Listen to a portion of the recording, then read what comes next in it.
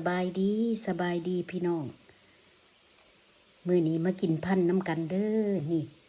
พักหมักทั่วคู่หมักทั่วผู้บ้านข่อยสิเอามาพันใส่กันกับปลาสะแมวที่ว่าเขาเจ้าไปตึกค่ะนะเห็นบ่พี่น้องปลาสะแมวเอามาใส่มืดโตเลยล่ะแล้วก็ใส่หมักทั่วผู้พักหมักทั่วผู้พักสลัด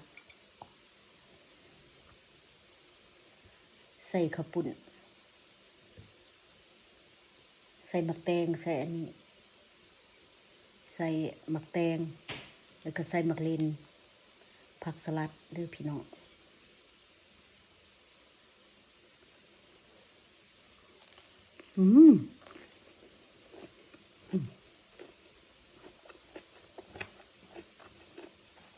แซ่บเคยเอามาเผ็ดมาตื่มเห็ดแจ่วเผ็ดๆหน่อยหนึ่งแซ่บพันปลาสะแมวพักใบหมักถั่วพูเจ้าคือมีใบหมักถั่วพูคอยกะอันในหมักถั่วพูและบัดนี้อากาศยังบ่ฮ้อนมันก็เลยใหญ่อยู่ในบ้านข่อยก็เลยได้กินใบมันก่อนมาเด้อมากินน้ำกัน